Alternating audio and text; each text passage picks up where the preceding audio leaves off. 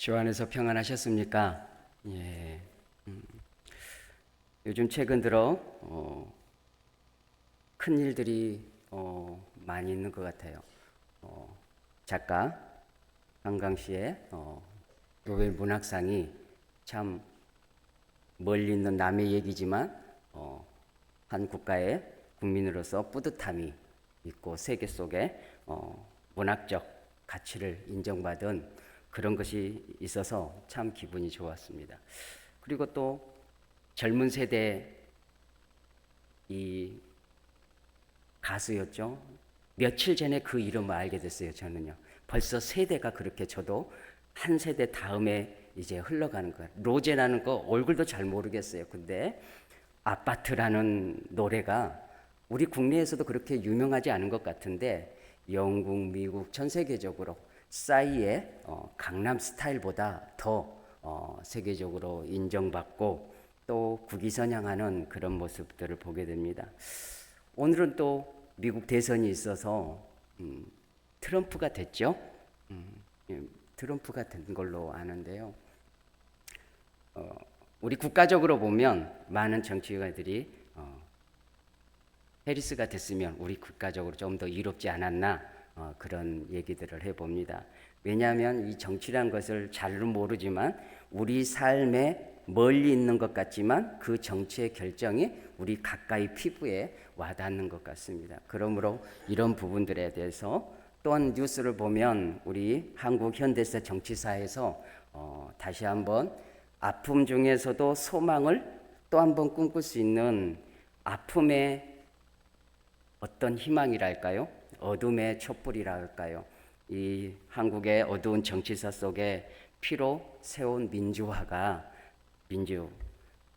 국민 주권의 시대가 다시 회복되어질 수 있는 그런 여명이 있어지기를 또 바라는 마음도 있어 봅니다. 국민의 한 사람으로서 할 수 있는 건 없지만 우리가 나라와 민족을 위해서 또 국위선양을 위해서 우리가 주 예수 그리스도의 이름으로 기도하고 민족에서 복음의 꽃이 피는 그런 봄날이 되는 복음으로 봄날이 되는 이 민족이 되기 위해서 우리가 힘써 기도하는 우리가 되기를 원합니다. 서론이 좀 길었습니다. 국내 얘기뿐만 아니라 남의 나라 미국 얘기도 해보았는데 사람을 구분하면요 크게 우리 황인종, 흑인, 백인으로 나눠볼 수가 있겠습니다. 그리고 유럽인, 아시아인, 남미, 아프리카 또 뭘로 나눠볼 수가 있을까요? 키 큰 사람, 키 작은 사람, 부한 사람, 가난한 사람, 뚱뚱한 사람, 얍실한 사람 이렇게 저렇게 직업으로도 상당히 많은 분류를 해볼 수도 있겠습니다. 우리 사람들은 이 모양 저 모양으로 사람들을 분류해 볼 수가 있어요. 그런데 한 분의 시선, 하나님의 시선으로서 황인종도 아니고 흑인도 아니고 백인도 아닌 하나님의 시선으로 구별을 짓자면 하나님의 안경으로 보실 때 무엇으로 보실까? 사람을 구분할 때 그 잣대는 무엇일까요? 오늘 본문 제목에 있어요. 뭘까요? 한번 따라해 보십니다. 믿음.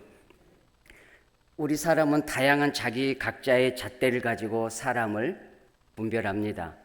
그러나 하나님은 하나의 잣대를 가지고 계시는데 그 잣대가 안경이 믿음이라는 거죠.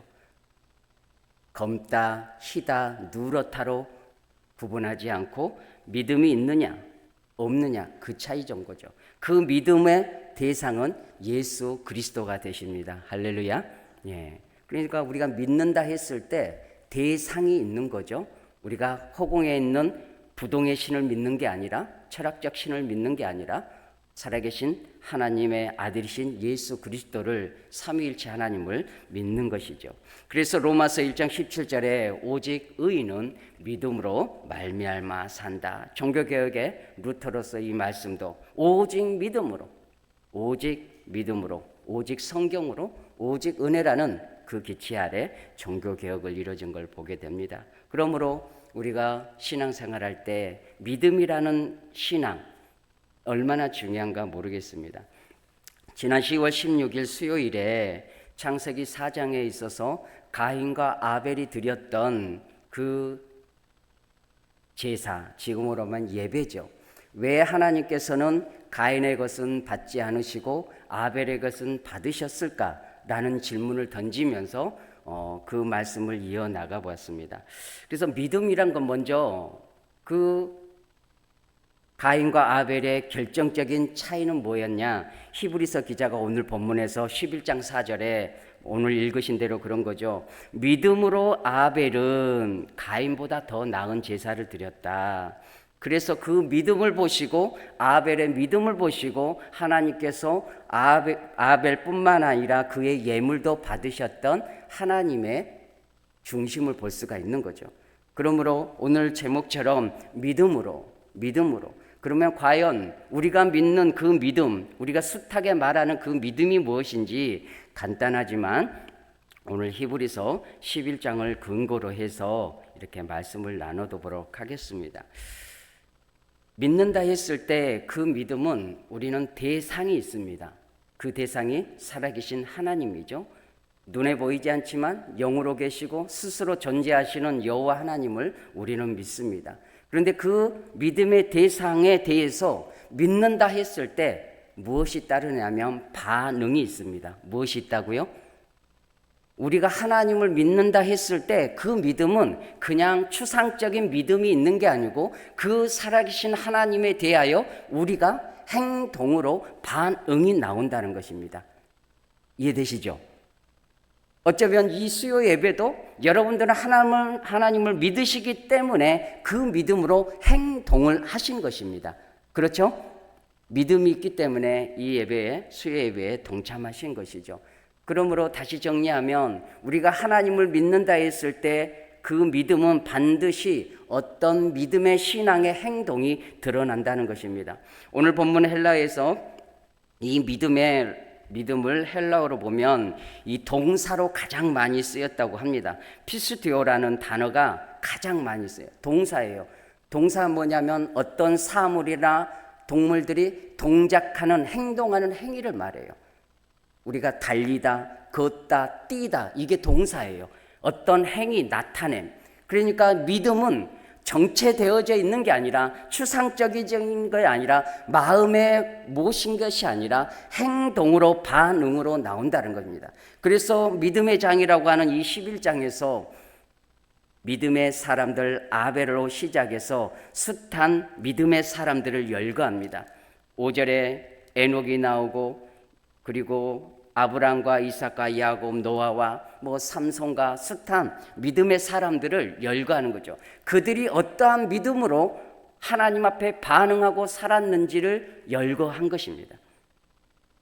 그래서 믿음은 조금 더 우리 현대어로 이 번역을 해보면 저와 같이 따라해 보실까요? 신뢰, 진실성.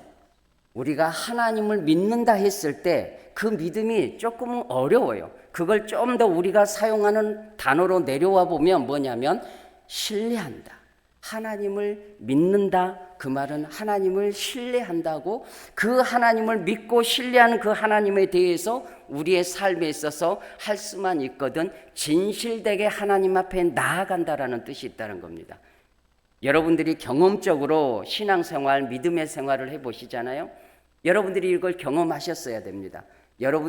저와 여러분들이 믿음의 사람이라면 분명하게 이 증거가 여러분 스스로가 가지고 있는 증거가 있어야 되는 거예요. 하나님을 믿으십니까? 하나님을 신뢰하십니까? 그러면 하나님 앞에 반응하게 되어져 있고 그분을 신뢰하게 되어져 있고 그 살아계신 하나님을 믿음으로 신뢰함으로 진실되게 경외함으로 하나님 앞에 반응하게 되어져 있다라는 것입니다. 이런 관점에서 가인과 아벨에 드렸던 제사의 차이점은 하나님 앞에의 신뢰와 진실성에서 차이가 있었다는 것입니다. 그날 지난 10월 16일 날에는 시간 관계상 제가 그 아랫부분을 살피지 않았지만 창세기 4장에서 돌아가 보면 이 부분을 믿음으로 잣대로 들여다보면 가인은 그 부족함이 있었어요. 무엇이냐면 살아계신 하나님을 경외하지도 않았고 신뢰하지도 않았고 마지막으로는 하나님 앞에서 진실하지도 않았어요. 다시 말해서 믿음이 없었다는 것이죠. 하나님께서 가인에게 책망을 하시죠. 기회를 주시는 것이죠. 제가 본문을 찾아서 좀 읽어드리겠습니다. 하나님께서 가인에게 뭐라고 말씀하셨느냐? 창세기 4장 6절에 여호와께서 가인에게 이르시되 내가 분하여 함은 어찌 됨이며 안색이 변함은 어찌미 됨이냐? 왜 네가 분내고 네가 화내느냐? 너 자신을 살펴보아라. 안색이 변하는 것이 합당하지 않다라고 하나님께서 말씀해 주시면서 7절에 내가 선을 행하면 어찌 낯을 들지 못하겠느냐? 선을 행하지 아니하면 죄가 문에 엎드려 있느니라. 죄가 너를 원하나 너는 죄를 다스릴지니라. 너는 죄가 너를 원하나 너는 죄를 다스릴지니라. 가인이 동생인 아벨을 쳐 죽이기 전에 다시 한번 그에게 돌이킬 수 있는 기회를 주신 거죠. 그때 가인이 깨닫고 돌이켰다라면 내 제물과 예배를 왜 안 받으셨을까? 하나님을 신뢰함으로 믿음으로 경외함으로 그러한 믿음이 있었다면 가인은 하나님의 음성 앞에 말씀 앞에 자신을 되돌아보고 돌이킬 수 있는 기회를 붙잡았을 것입니다. 그러나 그는 하나님 앞에 믿음이 없었고 신뢰하지 않았고 진실성 있는 경외심이 곧 믿음이 없었기 때문에 하나님의 음성을 외면합니다. 그리고 의도적으로 계획적 살인이라고 그러죠.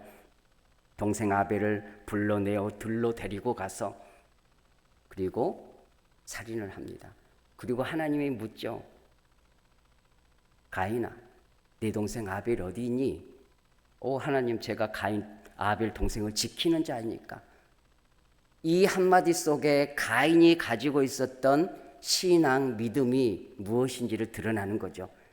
하나님을 신뢰하지도 않았고 하나님을 경외하지도 않았고 하나님 앞에서 진실하지도 않았다. 곧 믿음이 없었다라는 결론입니다. 그러므로 히브리서 기자는 히브리서 11장 4절에서 믿음으로 아벨은 가인보다 더 나은 제사를 하나님께 드렸다. 예배를 드린다, 제사를 드린다는 것은 믿음으로 하나님 앞에 나아가는 반응이죠. 오늘 헬라어 피스디오로는 우리가 예배자입니다. 결국 천국에서도 영원토록 여호와를 즐거워하고 그분께 영광과 찬송을 찬미를 드릴 것입니다. 이게 예배죠. 이 땅에서도 우리는 그리스도 앞에서 하나님 앞에서 주일 성수뿐만 아니라 수요 예배도 삶의 자체 모습도 부족하지만 삶으로 하나님을 경외함으로 예배를 드리는 것이죠. 정한 시간에 예배도 중요하지만 삶에 있어서도 하나님을 경외함으로 믿음의 삶으로 이래 하나님 앞에 예배해야 된다. 다시 말씀드려서 하나님 앞에 믿음으로 반응을 해야 된다. 신뢰함으로 진실성 있게 하나님 앞에 반응해야 된다. 이 부분이 믿음이라는 것으로 정의해 볼 수가 있겠습니다. 이제 믿음은 또한 믿음이라는 단어를 성경에서 어떻게 쓰여지고 있냐면 구원으로 같은 동명으로도 볼 수가 있어요. 무엇이냐면 믿음이 없으면 무엇이 없어요? 구원이 없어요. 믿음이 없으면 구원이 없다. 요한복음 3장 16절에 하나님이 세상을 이처럼 사랑하사 독생자를 주셨으니 이는 그를 믿는 자마다 멸망치 않고 무엇을 얻게 하시죠? 영생을 얻게 하시죠. 영생이 구원입니다. 다시 말씀드려서 믿음 이꼬르 영생이죠. 전제적으로 믿음이 없다면 구원이 없죠. 그 믿음의 대상은 하나님이고 예수 그리스도, 독생자 예수 그리스도죠. 그래서 성경에서 믿음이다 라고 했을 때 구원과 연관됩니다. 사도행전 16장 30절에 보니까 주 예수를 믿으라. 그리하면 너와 네 집이 구원을 얻으리라. 구원을 얻기 위해서는 항상 전제적으로 믿음이 선행되어져야 된다. 그러므로 믿음은 구원에 이르는 것이다. 구원받는 사람만이 하나님 앞에 예배함으로 삶으로 하나님 앞에 신뢰함으로 진실성 있는 삶으로 반응할 수 있는 믿음의 반응을 하게 된다는 것입니다. 믿음은 또한 오늘 본문 자체보다도 믿음이 무엇이냐라는 개론적인 전반적인 부분들을 좀 살펴보면서 정리를 해보고자 합니다. 그래서 믿음은 먼저는 한 가지를 정리해 보겠습니다. 믿음은 하나님에 대한 신뢰와 진실성이고 반응이다. 그것을 큰 포장해서 믿음이다 라고 정리를 해봤고, 믿음은 구원이고 영생이다. 또한 믿음은 하나님의 선물이라고 말씀합니다. 에베소서 2장 8절에 보니까 너희는 그 은혜에 의하여 믿음으로 말미암아 구원을 받았으니 이것은 너희에게서 난 것이 아니요 하나님의 선물이라 말씀합니다. 하나님의 선물. 그래서 하나님의 선물이기 때문에 한번 여기서 묵상해 보았어요. 믿음의 주체가 믿는 것일까요? 믿어지는 것일까요? 여러분들이 예수님을 믿고 하나님을 믿었다 했을 때 여러분의 경험에서 한번 생각해 보십시오. 내가 주체가 되어서 하나님을 믿도록 노력하셨습니까? 아니면 수동적으로 믿어짐으로 믿으셨습니까? 원리적으로 보면 믿어지는 것입니다. 한번 저와 같이 고백해 볼까요? 믿음은 하나님을 믿어지는 것이다. 그러므로 선물이라는 거죠. 하나님이 주신 선물이라는 거죠. 그렇기 때문에 자랑할 필요가 없는 거죠. 믿음은 자랑의 도구가 될 수 없는 거죠. 은혜니까요. 선물이니까요. 그러니까 선물을 받았으므로 더 귀하고 더 감사하고 더 겸손하게 하나님 앞에 나아가는 그 자세가 뒤따라야 되는 것이는 거죠. 그래서 믿어지는 은혜가 너무너무 감사한 거죠. 믿어지는 은혜가. 여러분들이 이런 다 경험 속에서 오늘까지 믿음의 삶을 살지 않았나 그렇게 생각되어집니다. 또 하나를 PPT를 보시면 고린도전서 12장 9절에 보니까요. 이 믿음은 어디서 같이 한번 읽어보실까요? 시작. 다른 사람에게는 같은 성령으로 믿음을, 어떤 사람에게는 한 성령으로 병 고치는 은사를. 잠깐 드셔볼래요?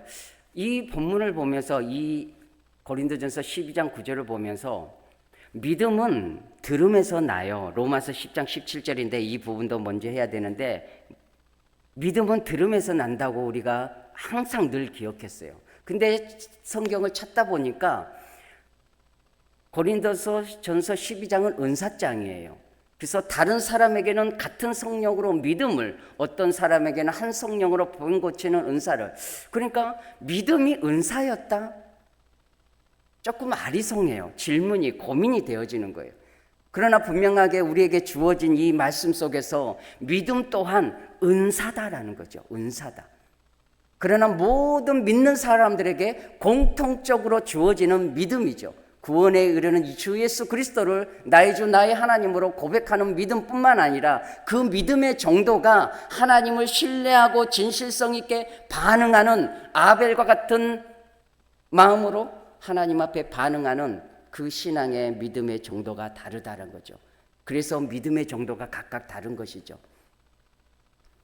그래서 이 고린도전서 12장 9절을 근거로 보았을 때 믿음을 달라고 기도해야 된다, 안 해야 된다? 하셔야 된다는 거죠. 왜요? 믿음은 선물이기도 하고 은사이기도 하고 그 분량이 각각 다르기 때문에 끝없이 우리가 믿음에 대해서 배고픔을 가져야 되는 거고, 믿음은 키워가야 하는 것이죠. 재산도 불리고 건강도 불리고 다 불려가지만 또한 무엇을 불려가요? 믿음을 불려가자. 저와 같이 고백해 봅니다. 돈도 불리고 건강도 불리고 믿음도 불려가자. 우린 다 필요하지 않겠습니까? 그래서 믿음이란 하나님의 선물이며 그 선물로 인해서 우리는 믿어지는 것이다. 은혜이다. 은혜이다. 결코 자랑할 수 없고 더 겸손하게 더 은혜로 하나님 앞에 빚진 자의 마음으로 나아가는 우리의 삶의 자세가 있어야 된다. 그리고 믿음 또한 은사이고 이 믿음은 들음에서 난다. 로마서 10장 17절을 보니까 그러므로 믿음은 들음에서 나며 들음은 그리스도의 말씀으로 말미암이니라. 그래서 이 믿음의 근거의 뿌리가 무엇이냐 따라해 보십니다. 예수 그리스도. 로고스 대신 말씀이 되신 예수 그리스도. 우리가 하나님이 눈에 보이지 않잖아요. 그러나 성경 말씀을 통해서 말씀으로 우리에게 다가오시는 하나님이에요. 그 말씀을 믿음으로 성령의 깨닫게 하시고 알게 하시고 믿어지게 하시는 성령님의 은혜 속에서 우리가 말씀 안에서 이 믿음으로 받는 것이죠. 그래서 이제 정리를 또 해보겠습니다. 히브리서 11장 1절에 보면 믿음이라는 것은 또 무엇인가? 히브리서 11장 1절에 보니까 믿음은 바라는 것들의 실상이요 보이지 않는 것들의 증거라 말씀했습니다. 믿음은 보이지 않는다. 믿음의 대상인 하나님이 보이지 않습니다.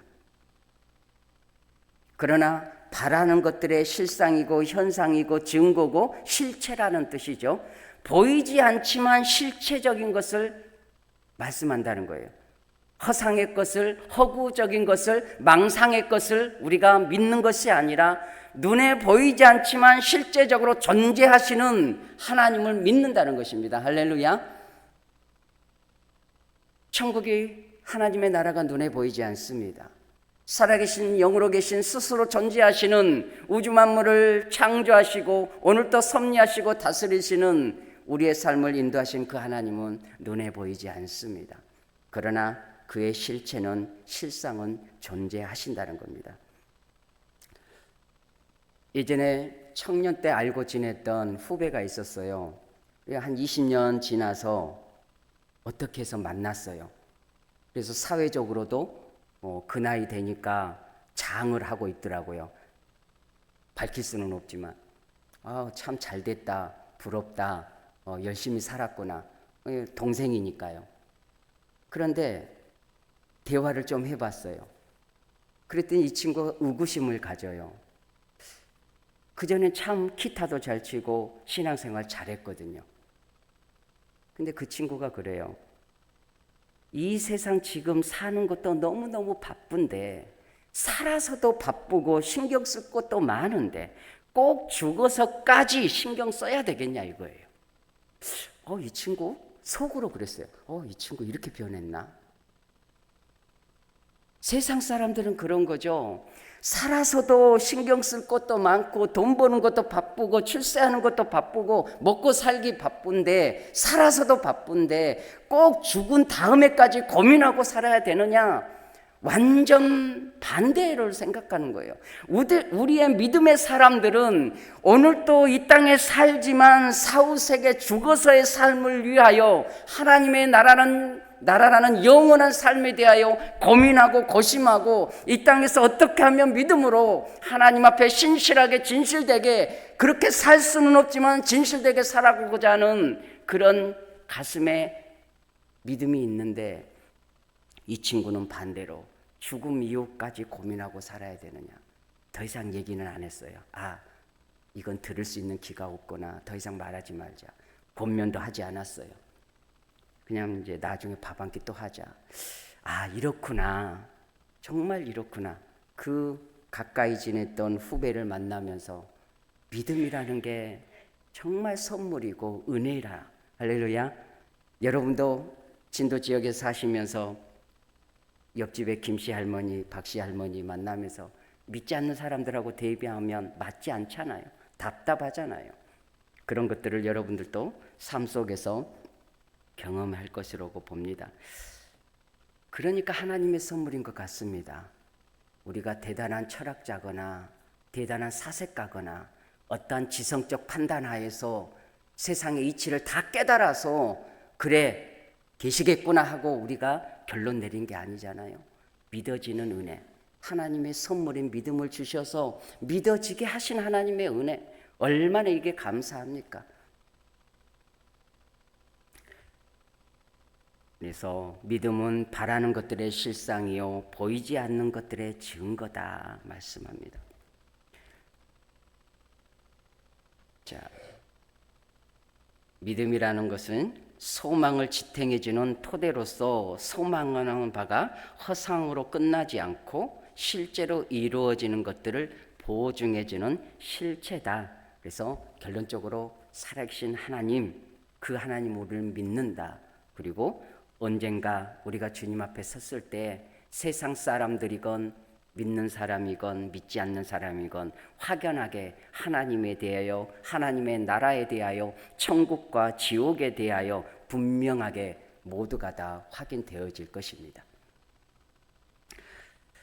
히브리서 11장 6절에 보면 이 말씀을 같이 읽어보시는데요, 우리가 하나님을 믿고 하나님을 신뢰하고 하나님 앞에서 살아갑니다. 그런데 얼마만큼 믿음이 중요하느냐, 11장 6절을 한번 여러분들에게 부탁드립니다. 시작.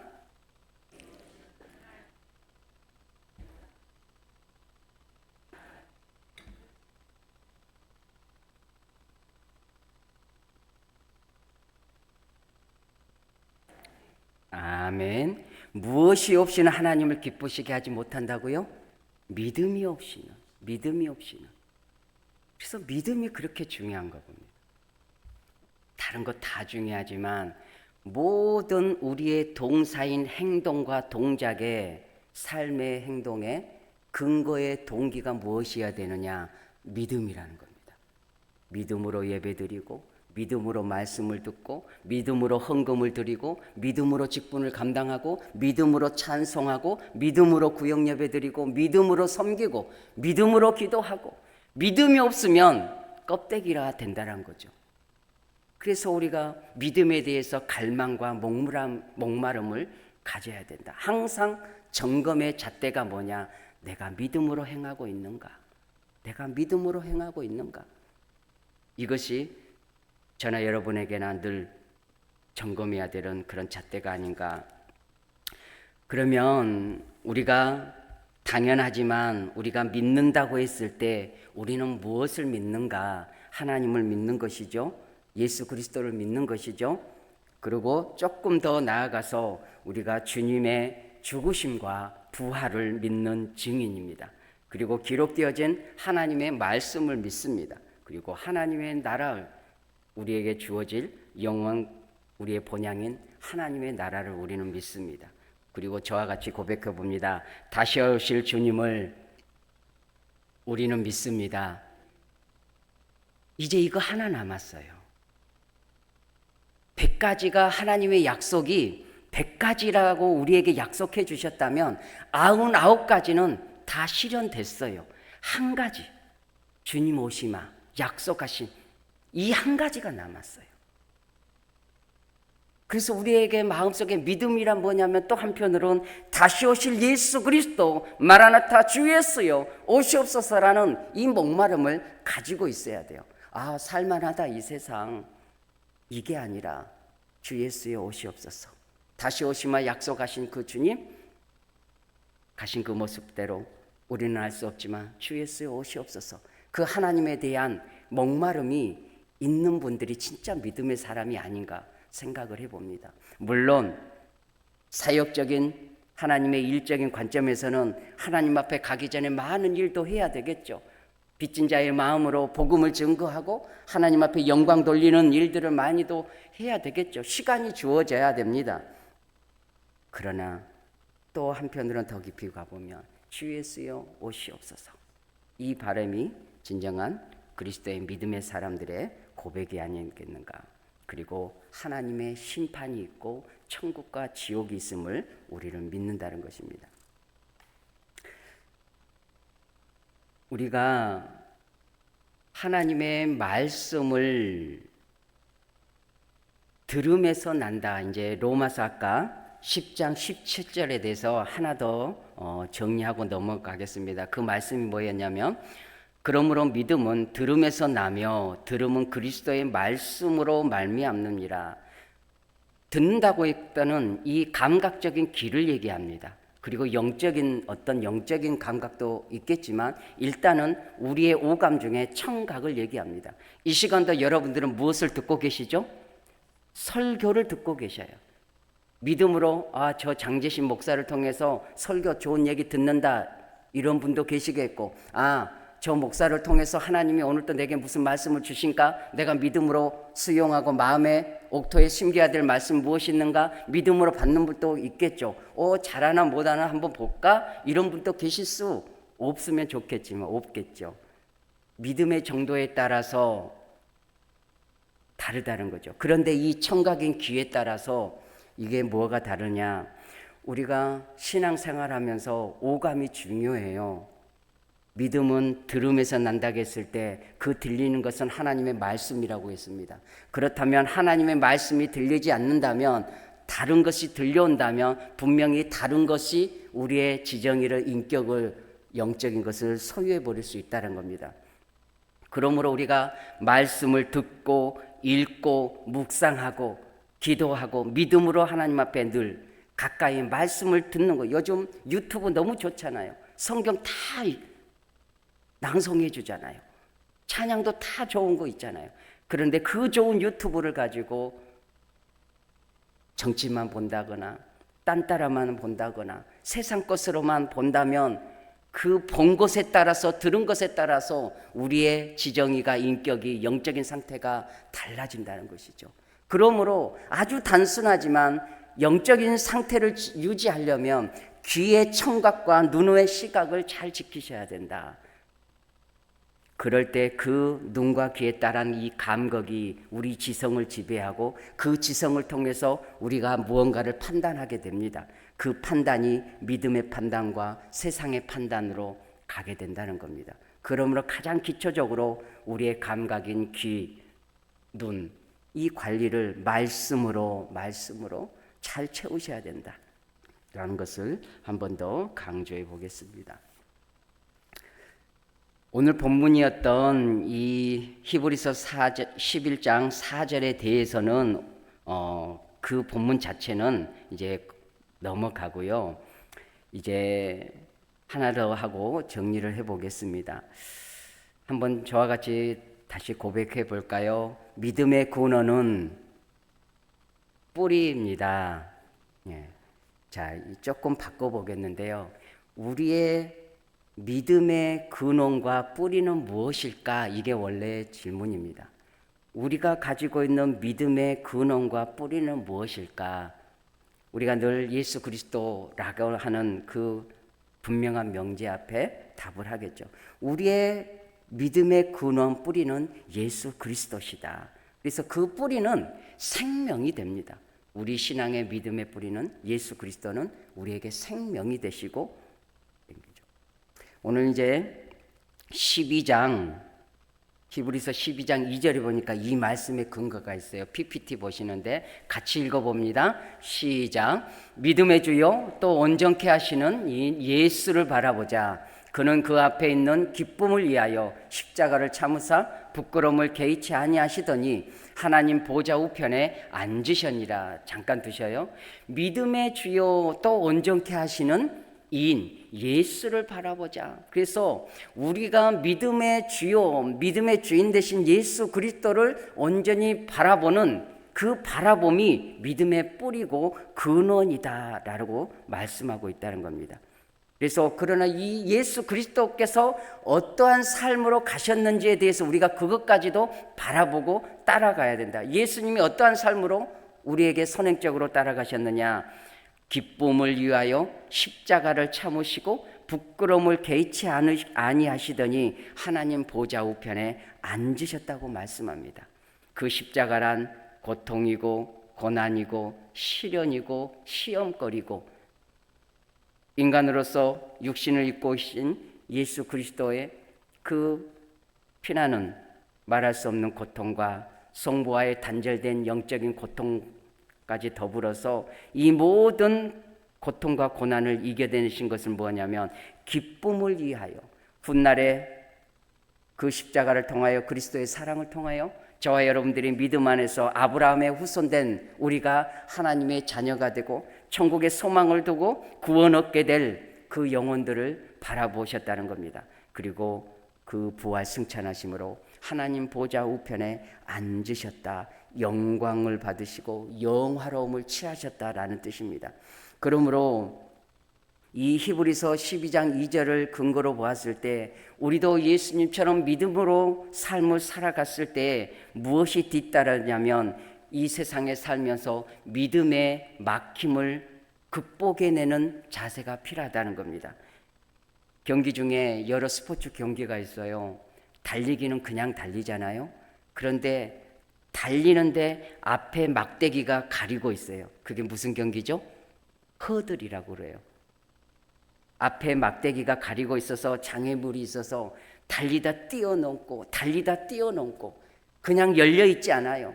뛰어넘고 철인 3종기 경기를 보면 육상을 하고 자전거를 타고 수영을 해서 인간이 느낄 수 있는 최고의 고통, 육체적 한계를 경험하면서 통과하는 게 철인 3종 경기라고 합니다. 우리의 믿음의 삶이라는 게 그런 거죠. 믿음은 그냥 두지 않습니다. 우리가 이 땅에 살면서 우리에게 부닥쳐오는 허들과 같은 철인 3종 경계와 같은 고난과 시험 거리들이 항상 우리 앞에 온다는 겁니다. 그래서 믿음은 뛰어넘는 것이고 이겨내는 것이고 인내하는 것이고 참는 것이고 기다립니다.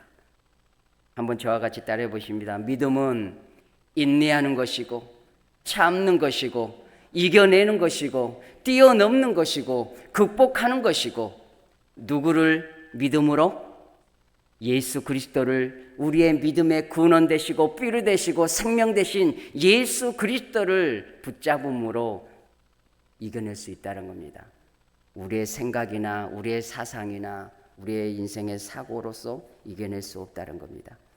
가지에 붙어 있으면 이겨낼 수 있고 극복할 수 있다는 겁니다. 주님의 인도하심과 섭리하심이 있기 때문에 또한 우리가 이겨낼 수 있다는 겁니다.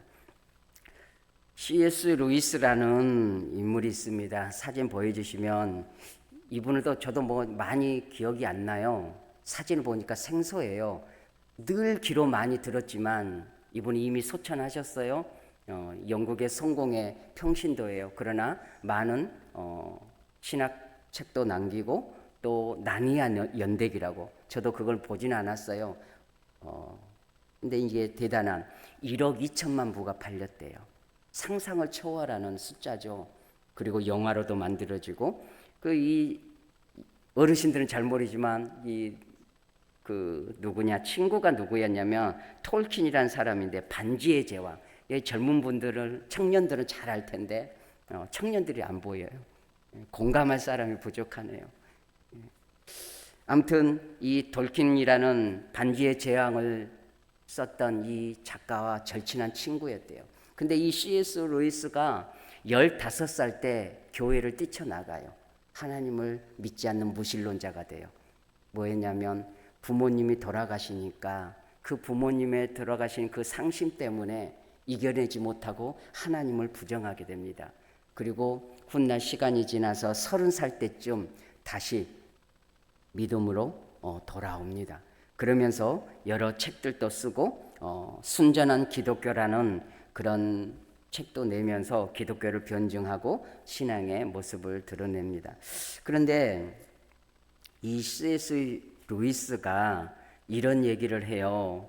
믿음은 내 기분이 좋든 나쁘든 아니면 내 감정이 고조되든 바닥을 치든 상관없이 내가 받아들인 하나님의 진리를 끝까지 고수하는 기술이다. 이렇게 표현했어요. 너무 생소해요. 믿음이 기술이래요. 그러니까 믿음이란 내 기분이 좋든 나쁘든 아니면 내 감정이 고조되든 바닥을 치든 상관없이 내가 받아들이는 하나님의 진리를 끝까지 고수한다.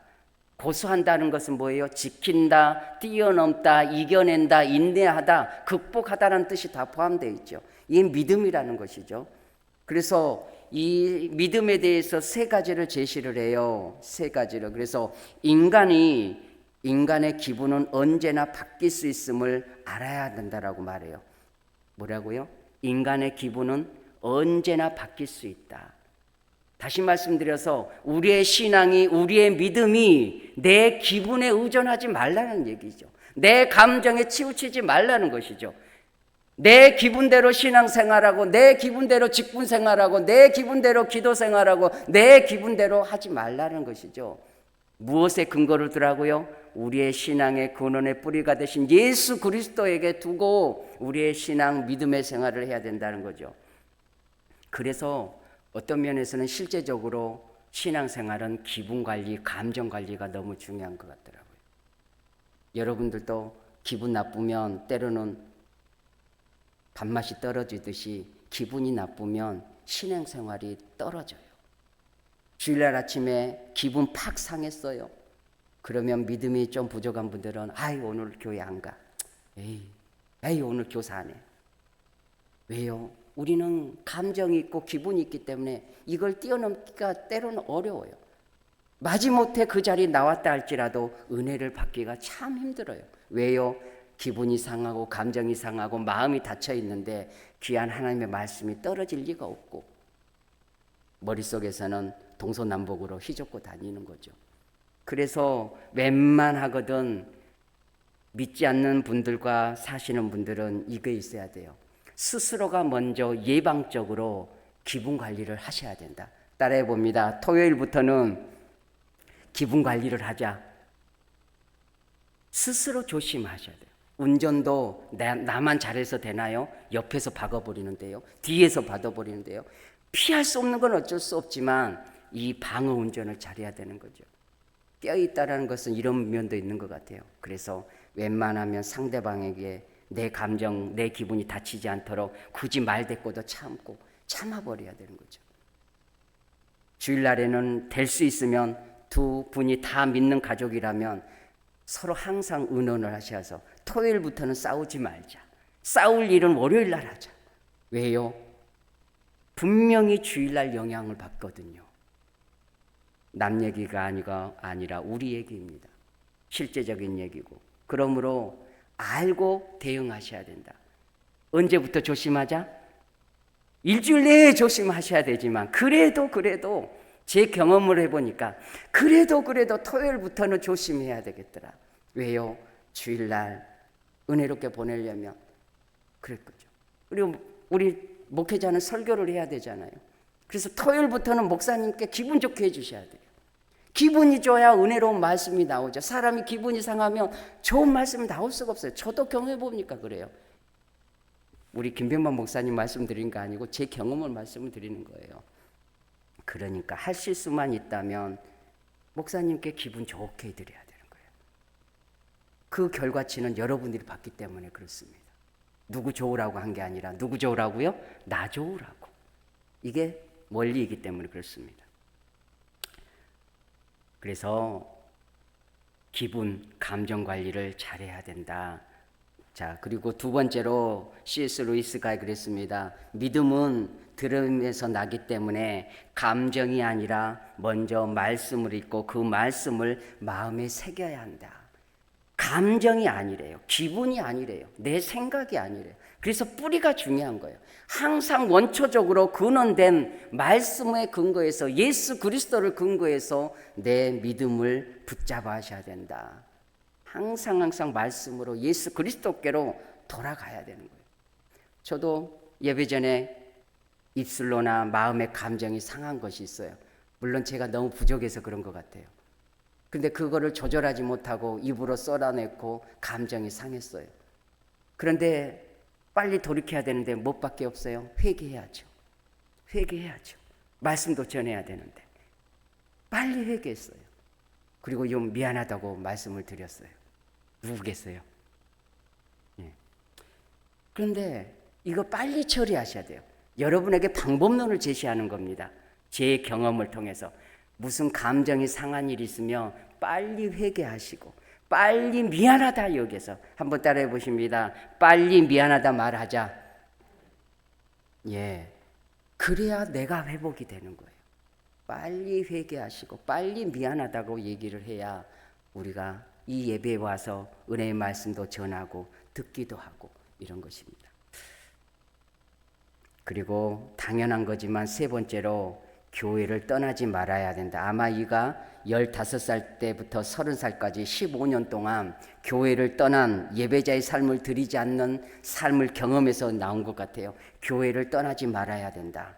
주님이 머리 되시는 교회 공동체의 영적 교제 속에서 개인의 믿음이 자라나기 때문이다. 그러니까 믿음은 허들이라고 했잖아요. 뛰어넘고 극복하고 이겨내고 인내하는 거라고 했잖아요. 결코 우리 인생 중에 믿음의 시험이 결코 따라옵니다. 근데 자칫 우리 주변에 보면 항상 뛰어넘지 못하는 시험 앞에서 믿음을 저버리고 혹은 믿음을 쉬어는 그런 분들이 간혹 보여지는 거거든요. 그러나 그것을 이겨내고 뛰어넘어야 된다. 그래서 절대적으로 교회는 떠나지 말아야 된다. 오늘 말씀을 정리합니다. 이제 이 예화만 하고 마치겠습니다. 연세 드신 분들하고 공감할 수 있는데 어느 이렇게 노을 지는 저녁에 할아버지와 손자가 강둑에 앉아서 드런드런 얘기를 했답니다.